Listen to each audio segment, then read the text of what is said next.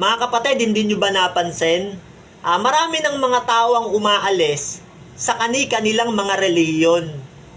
Merong mga tao na ayaw na rin magrelihiyon. Merong mga tao na hindi na rin naniniwala sa relihiyon.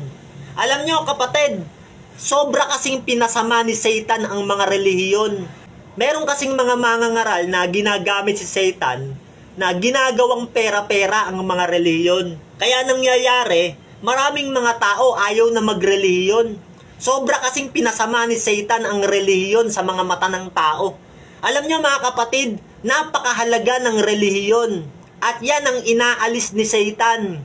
Kaya naman, sa ating panahon mga kapatid, merong mga mangangaral na nagtuturo na sinasabi nila, hindi na kailangan ng reliyon. Hindi naman nakakapagligtas ang reliyon.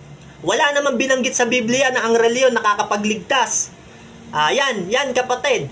Isa yan sa ginagamit ni Satan para ang reliyon hindi na mabigyan ng halaga. Kasi nga naman sa Biblia, wala nga naman tayong mababasa na ang reliyon direktang nagsasabi na nakakapagligtas at kasama sa kaligtasan. Kaya naman yung ibang mga mangangaral, hindi na nila binibigyan ng halaga ang reliyon.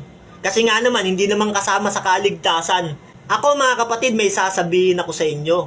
Ang gusto ko mga kapatid, maunawaan natin to.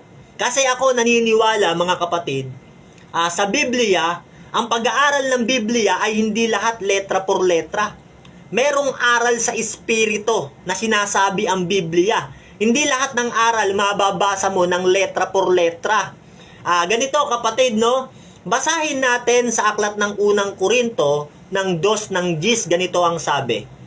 Ang Diyos ay nagpapahayag sa atin sa pamamagitan ng Espiritu, sapagkat ang Espiritu ang sumisiyasat ng lahat ng mga bagay, oo ng mga malalalim na bagay ng Diyos. Sabi ng Biblia, yung Diyos nagpapahayag sa atin sa pamamagitan ng Espiritu.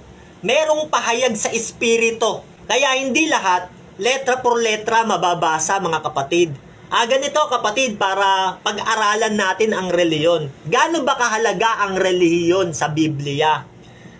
Basahin natin sa isang talata ng Efeso ng 5:23, ganito ang ating mababasa.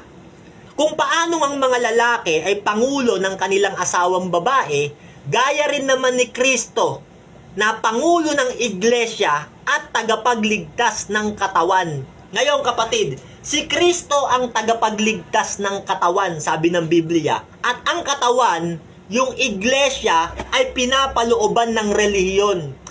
At yung nakapaloob na relihiyon na nasa loob ng iglesia na ililigtas ni Kristo, kung nakaanib ka doon, sa relihiyon na yon na nasa loob ng iglesia, may kaligtasan ka kapatid.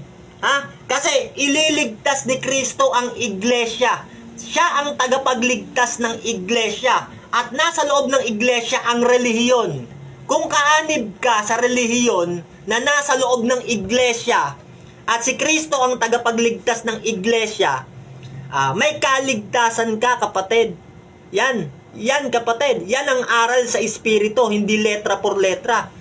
Kaya ang relihiyon mga kapatid, kung kaanib ka sa relihiyon na nasa loob ng iglesia at si Kristo ang tagapagligtas ng iglesia, kasama ka sa kaligtasan.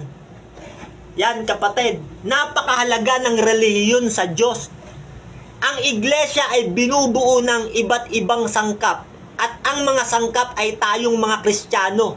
Binubuo ng napakaraming mananampalataya ang iglesia at yan ang relihiyon. Nasa loob ng iglesia at ang tagapagligtas niyan si Kristo. Kung kaanib ka dyan mga kapatid, may kaligtasan ka. Kaya wag natin baliwalain ang relihiyon. Salamat, sana naunawaan nyo mga kapatid.